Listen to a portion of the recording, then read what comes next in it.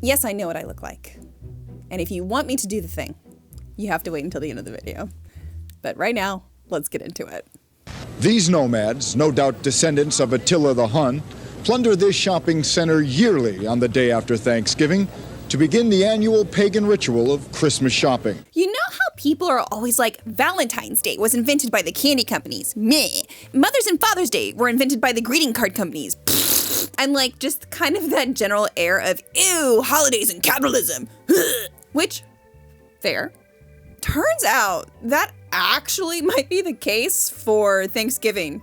And as a result, Black Friday. While our elementary schools like to paint this overly romanticized portrait of Thanksgiving with the first Thanksgiving, it wasn't the first, by the way, occurring between the pilgrims, i.e. religious zealot psychos who came over here so they could oppress each other and others without government interference, because even for 17th century Europeans, those Puritans were like just a bit too much.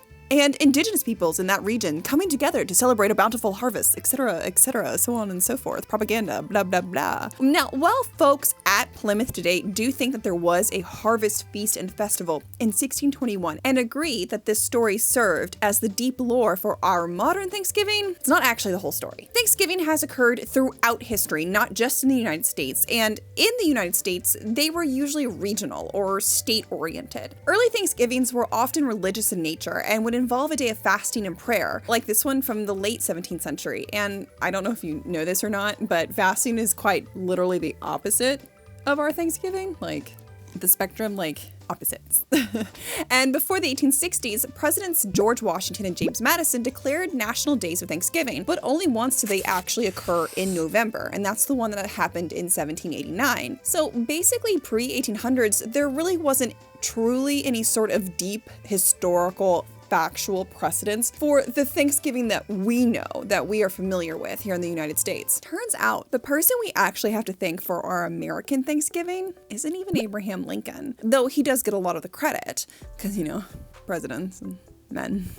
The credit actually should go to Sarah Hale, the editor of Godey's Ladies book, which, if you don't know, was one of, if not the most popular and influential American women's magazines in the 19th century. She's an icon, she's a legend, and she is the moment. And it was actually published out of Philadelphia. And I promise that Philadelphia is actually relevant to this broader story, and that's why I'm pointing it out to you. By 1860, the magazine had over 100,000 subscribers. Influenced by several factors, including her New England upbringing, Sarah went on a Make Thanksgiving a Real Holiday campaign, beginning in earnest in the 1840s, writing letters to the president and to governors and other government officials, promoting the holiday and its merits to her readers all over the country too in her magazine. By using her magazine and mobilizing her subscribers, she was actually successful. In the February 1860 edition of Godey's Ladies book, she wrote all about the success of the 1859 Thanksgiving holiday, how many states participated, and how important it was to make the last Thursday in November an American Thanksgiving. Quote, "We believe our Thanksgiving Day, if fixed and perpetuated, will be a great sanctifying promoter of this national spirit. Our whole people will then look forward to it, make preparations to honor and enjoy it. Let Thanksgiving, our American holiday, give us American book, song, story, and sermon written expressly to awaken in American hearts the love of home and country, of thankfulness to God and peace between brethren. We do earnestly hope and pray that the last Thursday in November may be established as the American Thanksgiving Day." And even though Sarah Hale began promoting the idea of American Thanksgiving as a real holiday well before the Civil War began, including this article, which was published a year before the outbreak of the war, we can still read the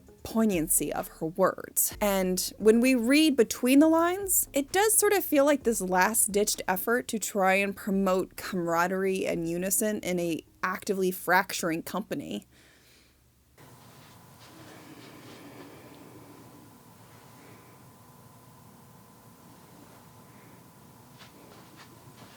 Not that we know what that feels like. 3 years later, on September 28th, 1863, at the height of the American Civil War, Sarah wrote a letter to what I think we can all agree was a very stressed out Abraham Lincoln. Permit me, as editress of the Ladies book. I love that, like, she left Godey's name out. Like, what a flex, babe. Oh my God.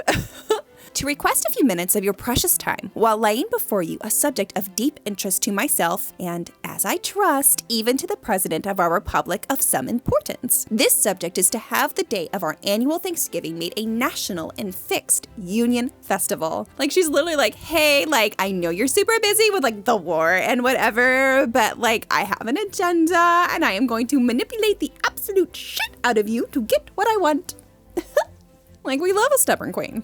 Now, she goes on to explain how hard she's worked to spread the holiday, her success, her contacts, but also that despite all of her work, she is now at a point where she needs, quote, legislative aid. And this is where Lincoln comes in. Now, the purpose of this letter is to entreat President Lincoln to put forth his proclamation appointing the last Thursday in November, which falls this year on the 26th, as the national Thanksgiving for all those classes of people who are under the national government particularly, and commending this Union Thanksgiving to each state executive. Thus, by the noble example and action of the President of the United States, the permanency and unity of our great American festival of Thanksgiving would be forever secured. An immediate proclamation would be necessary as so to reach all of the states in the season for the state appointments, also to anticipate the early appointments by the governors. Now, to finish, she includes actual copies of her articles from her magazine with like these little squiggly highlights. And honestly, I love that she has this sort of like obsessive behavior for Thanksgiving. Like, I think it's hilarious. President Abraham Lincoln, in what I can only assume was a desperate attempt to boost morale and to get this woman off of his back, listened to Hale and issued a proclamation on October 3rd to make the last Thursday in November 1863 a day of Thanksgiving, thus beginning a nationwide tradition and holiday. Now, in my headcanon, Lincoln got this letter on like October 1st because she wrote it and sent it on September 28th, and he went, God, not this fucking lady again. I am so sick of her letters all the time. Just get this woman off my back. Fine. She gets her Thanksgiving. I don't want to deal with it anymore. Make the proclamation. I'm done with this. And like 2 days later, the proclamation's out. And we have Thanksgiving. Like, I love that. And yes, while Thanksgiving has always had these sort of like religious overtones, some are more overt than others, despite that whole separation of church and state thing. I noticed that when I was reading some of Hale's writings on like the holiday, she doesn't actually mention the Pilgrims. She very much centers her writing around this idea of like just Americans having a holiday that is just uniquely their own. And it's a moment, honestly, just to come together with family and community. And yeah, like while shopping and football might not have been exactly what she had in mind, they very quickly actually became a feature of like the overall Thanksgiving holiday and experience. So like while the earliest reference I have found about a sale related to Thanksgiving is this 1853 ad for a sale that began on Monday, November 21st and was, quote, to continue each day and evening over Thanksgiving Day, it's also not quite exactly what like we think of in regards to like Thanksgiving shopping, as it was actually seems to be like a fundraiser for a local Lutheran church, but still, they were shopping. Like, I think that's pretty solid evidence that Thanksgiving has always had a shopping connotation to it. Just saying. Technically, the first Thanksgiving football game occurred 6 years after Lincoln's first proclamation in 1869 between the Young America Cricket Club and the Germantown Cricket Club in Philadelphia at 12:30 p.m. Thanksgiving Day. And while yes, the likelihood of this football game being more akin to soccer by the 1880s, we have a version of football closer to what we know today. So instead of her whole idea of like American books, song, story, and sermon written expressly to awaken the hearts of love and home and country, blah, blah, blah, we get shopping at football, guys. Hell yeah. And wait, I'm gonna say this just now. Stop writing that comment. Hold on. For all of my non-Americans who are actually watching this video and you guys want to complain about how we call football soccer and that football isn't football or whatever, yes, I know. Okay, I know. Let us have our dialect. Is it ironic that the first football game in the newspaper was probably soccer football? Yes. However, our football developed separately from that. Just let us have our dialect, okay? Like, you guys can call it American football. That is totally fine. American football is a game played on a 100-yard field by two teams of 11 players. I will call it just football because that's what we call it here. Our country is barely holding it together right now. All we got is some old-ass threadbare string and some gum that's been hidden under a kid's school desk for God knows how many years, all right? Just holding us together. Please, give us a break. We are tired, and your girl, she's stressed out, okay? She ain't doing too good.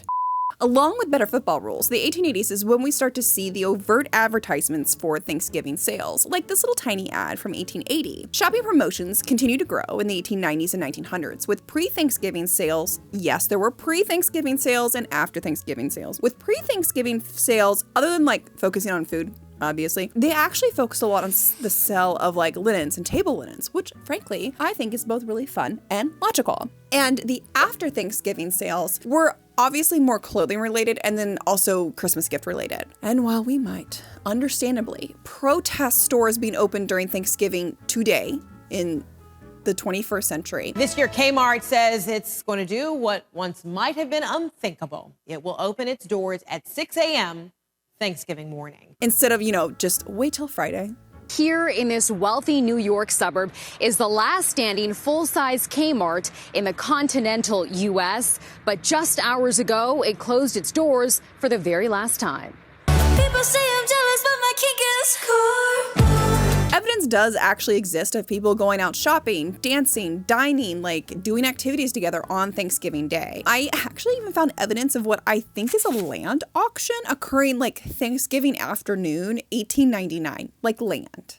I think that's weird. Now, speaking of Thanksgiving sales, this brings me to the sponsor of this video and the company behind making sure that I do actually get a decent night's sleep despite the overwhelming feeling of doom and despair that I have. And that company is Birch. Birch Living makes, honest to God, guys, like incredible mattresses. They use organic materials like organic cotton and wool, American-made steel, and natural latex. And I've had my Birch mattress that I've slept on like 2.5 years now. Like we're gonna creep up to 3 here, like next spring. And I genuinely love it. I love it so much. And my mom, who sleeps on another Birch mattress in our guest room, like she loved that Birch mattress so much that she got her own in her own house. And like, frankly, guys, I think Birch should actually be paying her as the official spokesperson because literally I think she tells everyone she knows how much she loves that mattress. And I'm not exaggerating here. And I know that there can be like this certain level of like, oh, but you're only being paid to say that because no, guys, like genuinely, like my Birch mattress is comfortable, it's supportive, it's free of fiberglass and polyurethane foams, which I love. It's Green Guard, Gold, Fair Trade, and Forest Stewardship Council certified. It's also made of organic wool and cotton, and I love wool. If you all watch this channel, you know I am a big proponent of wool. Like genuinely, I actually like find myself when I'm talking to friends and family about mattresses, which weirdly happens a lot when you're in your late 30s. I actually do always recommend that people get a Birch. So listen, if you are actually in the market to get yourself a new mattress, seriously look into Birch. Not only is it a great mattress, but for Black Friday, they are offering y'all a great discount because you're watching this video with 27% off. But you have to use the link in the description and you have to use this very specific promo code, and that is Birch Partner 27. This discount is only available if you use that discount code Birch Partner 27. And I will say it is also a better discount than what they have on their website currently. In addition to getting 27% off, you'll get 2 free EcoRest pillows, a 100-night sleep trial, a 25-year warranty, and if you're in the United States, they also offer free shipping. If you need assistance in removing your old mattress and setting up your new Birch, they offer that as an additional service as well. So with that, thank you to Birch for sponsoring this video. Now, let's talk about how petty President Roosevelt can get about Thanksgiving and also some really grumpy-ass Philadelphia policemen. Part 2, Feasting, Football, and FDR. By the 20th century, after Thanksgiving sales are firmly a part of like the holiday tradition, there is still one small problem.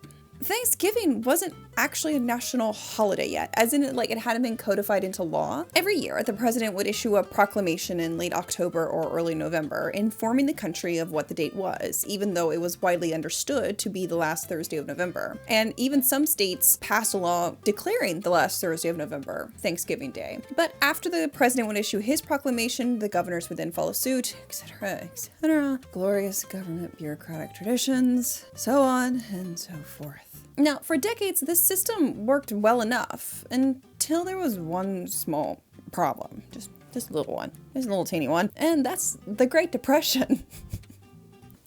I'm hilarious. In 1933, the last Thursday in November coincidentally fell on the last day of November, so November 30th. And obviously this caused a lot of concern for retailers, and they ended up pressuring FDR to push the Thanksgiving date up to November 23rd. And their reasoning was entirely about the bottom line. Retailers are being urged by the National Retail Dry Goods Association to take action to have the date of Thanksgiving Day this year changed by the presidential proclamation from November 30th to November 23rd, a week earlier. The Dry Goods Association points out that the later date will decrease the holiday shopping season to a few days in excess of 3 weeks. It feels that the change to a week earlier during a period, quote, when the nation is making every effort to restore its economic stability is justified. Also recognized that, quote, that Thanksgiving Day is hallowed by the tradition of centuries. Okay, so like that's obviously not true, by the way, but like by the 1930s, we had built up such a strong narrative around that like whole pilgrim thing as a way to build like this deep, substantial like lore around the holidays, like give it validity. So that's what they believed at the time. And though they tried, FDR actually still decided to keep the traditional Thanksgiving date because, according to the Wall Street Journal, it was explained at the White House that a change in the date would cause considerable confusion due to the fact that many states have laws setting the day for Thanksgiving. It would also interfere with railroads running excursions to the various football games for that day throughout the country. Wow, at one time we actually had a proper railroad infrastructure. Must have been nice. So yes, this video does have a very weird and cursed Venn diagram crossover to our Secretary of Transportation, Pete Buttigieg, who is also a Hoosier. I'm so sorry, Pete, if you see this cursed drawing. I am. This decision was controversial for retailers, though, understandably, since it was the Great Depression and having more shopping time for the Christmas season meant better opportunity to make money, keeping the doors open and people employed. Like, there were valid reasons behind the desire to move the date up. Interestingly, the same thing happened in 1939, but this time FDR actually relented and he agreed to move the date up to November 23rd. And this decision seems to kind of be like fairly widely known by the summer of 1939, even though he hadn't issued a proclamation yet, because in August, the New York Times published an article where they polled 38 of 48 governors and 22 were open to accepting the new Thanksgiving date. But all of the New England governors were like, no. Ain't happening. No. Let's just say the decision was controversial. In a letter to the president criticizing the notion of moving Thanksgiving a week early, Robert Benson wrote, "After all, this country is not entirely money-minded. We need a certain amount of idealism and sentiment to keep up the morale of our people, and you would even take that from us." Interestingly, small business owners were also begging FDR to not change the date. The small storekeeper would prefer leaving Thanksgiving Day where it belongs. If the large department stores are overcrowded during the shorter shopping period before Christmas, the overflow will come naturally to the neighborhood store. I guess this was his version of trickle-down economics, and we know how well that works.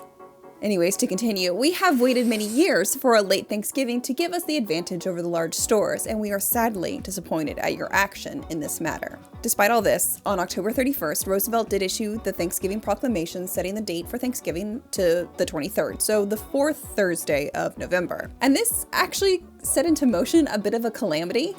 And in some states, they actually ended up having 2 Thanksgivings, and in California, there were 3. You know us Californians, we always gotta be different. By the way, do you want to sign my petition? But being the absolute stubborn goat that he was, FDR kept Thanksgiving as the 3rd Thursday of November until Congress finally codified Thanksgiving as a national holiday on December 26, 1941. I feel like he was like, if you're gonna bitch that much about me moving Thanksgiving a week earlier this one time, then you're just gonna get a week earlier from now on. But with Congress like passing the law, they did a bit of a compromise, both for the traditionalists, but also for the retailers. So instead of it being the last Thursday of November, it is now the 4th Thursday in November. More often than not, the 4th Thursday in November is the last Thursday in November. But for the years where there are 5 Thursdays, moving Thanksgiving to the 4th Thursday keeps retailers happy because the day after Thanksgiving is for shopping. President Ford, having just arrived at nearby International Airport here in Philadelphia by helicopter from Washington, D.C. Part 3. So, why Black Friday? After Thanksgiving became a real national holiday and America saw the post-World War II economic boom, the after Thanksgiving sales and tradition entered a whole new era. Traffic was obviously an issue since it is the same time that we see this huge growth of the American automotive industry and the exodus of city dwelling into suburbia, as well as the complete and total collapse of our railway system. But anyways, I digress. Hi, Pete. However, cities and city centers were still the main shopping hubs because malls hadn't come around yet, but we will get to them in a minute, okay? You think I'm gonna be looking like this and not talk about shopping malls? I mean, come on. I'm a serious historian here, guys.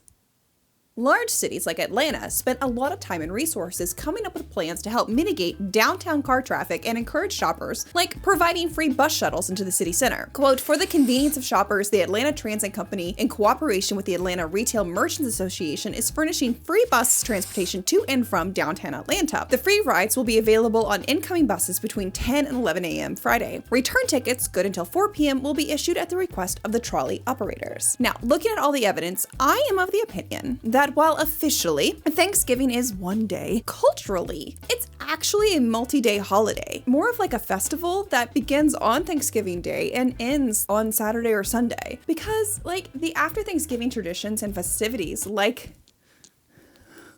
Black Friday and football games were and are just as important to the holiday as Thanksgiving Day itself. But here's the thing that doesn't make sense about the term Black Friday. It's that historically, Black Friday has always been used with a negative connotation. For the United States in particular, for most national references to Black Friday, at least like pre-1960, they were usually in regards to the 1869 gold panic that caused a financial crisis that almost resulted in a national depression. Black Friday is bad. So why is Black Friday now good? Well, that is because it was actually technically being used correctly in the 1950s and 60s in Philadelphia because cops began calling the day after Thanksgiving Black Friday to express their annoyance and frustration with their miserable workday. Because unlike Atlanta, Philadelphia had a big traffic problem. In addition to the traditional after Thanksgiving sales that began on Friday for most of the 20th century, Philadelphia hosted the Army-Navy football game the Saturday after Thanksgiving. Temperature is about 39 degrees, lots of sunshine, and of course a capacity crowd. So yes, you thought I was done talking about football. I ain't done talking about football. IU is currently playing Michigan right now. It's intense in this household. I have no idea if they're winning. Hold on. Hey, how are we doing? 17-6. 17-6, bitch. Yeah. That means we're winning, right? Yeah. Sweet. Philadelphia was the location in large part due to its proximity of being halfway between both military academies. And while I am not a football girly, really, I can still understand what a big deal the Army-Navy game was. And I think you can too, even if you're not a football person. Because all you have to do is take America's obsession with sports and then America's obsession with military, and you put them together and you can see, yeah, it makes sense. It makes total sense. It's not hard. It's not hard to connect those dots, especially in the decades immediately following World War II. And some of the fans now are trying to get the goalpost to the left, and the goalpost on the right goes down. Well, I don't think they wanted to kick a field goal anyway, Chris.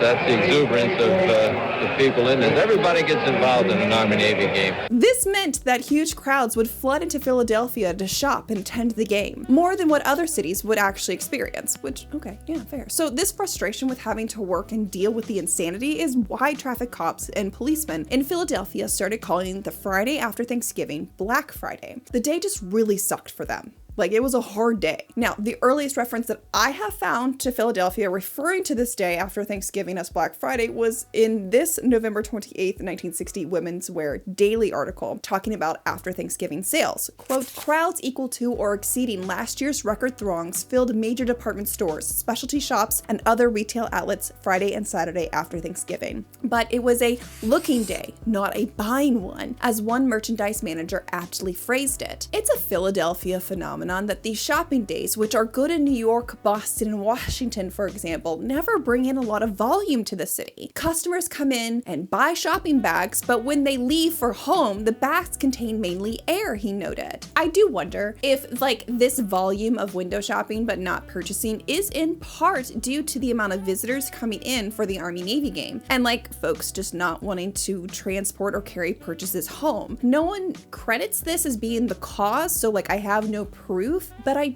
do find the coincidence interesting. The article continues. All sources were bitter about the newspaper, and particularly repeated news bulletins reiterating Mayor Dilworth's plea for people to leave their cars at home and take public transportation, and reports from police officials forecasting record traffic jams, both vehicular and pedestrian, for Black Friday. I forgot how to look up how to pronounce this next word. Hold on. I'll look it up, since you all love to correct me on words that apparently are pronounced with extra letters in them. Philatelist. Philatelist. Philatelist. Philatelist. Na na na na na. Philatelist. Na da da da. Philatelist. Na da da da da da da da da. In the American Philatelist, there is a small article from January 1966, and while I wasn't able to see the entire piece, for some reason, thanks Google Books, love that, I was at least able to grab this little screenshot of this little bit showing the headline as Philadelphia's Black Friday. It shows the date and just like a line from the article, which conveniently is honestly all we need. It goes like this. Black Friday is the name which the Philadelphia Police Department has given the Friday following Thanksgiving. And this little bit is 6 years after the Women's Wear Daily article, and so we can surmise that the police probably started calling the day Black Friday sometime in the 1950s, and it just kind of became a part of the regional lexicon by the 1960s. Now, the leak of Black Friday as a phrase into like the national vocabulary starts soon after, like this 1975 New York Times article discussing the economic impacts of the Army-Navy game on the city. Quote, Philadelphia police and bus drivers call it Black Friday. That day each year between Thanksgiving Day and the Army-Navy game, it is the busiest shopping and traffic day of the year in the bicentennial city. For years, the game attracted more than 100,000 persons, filling the huge South Philadelphia Bowl-like arena. About 50% of those crowds emptied into Philadelphia on Black Friday and remained until Sunday. So the journey then from Black Friday being a regional phrase to national, I think happens in a few different ways. Philadelphia just being a big city, the use of Black Friday becoming like widespread local slang, it makes sense, right? So folks would pick it up from media and newspaper articles and also just people in their lives who may know a cop. But then add on top of that, if we're having 100,000 people plus from out of state show up every year to attend the Army-Navy football game, and they start hearing Black Friday being used as like a term, they'll probably start picking it up too. And then they'll take that with them. Then on top of that, the kids who grew up in Philadelphia during the 50s and 60s, when that term started being used, became the adults who moved away from Philadelphia in the 70s and 80s, taking their local slang with them. Tercy, a New York City resident who was visiting relatives in Kensington, said she remembered making annual treks to the city when she was growing up in Fishtown. We would come every Black Friday. First we'd see Santa, and then we'd pick out one present, says Tercy, holding her 5-month-old daughter Jill while trying to get her other squirming daughters, ages 1.5 to 6, to line up for a photograph. Also, if any of those daughters somehow magically see this video, hey, this is weird, isn't it? It's pretty cool though, huh?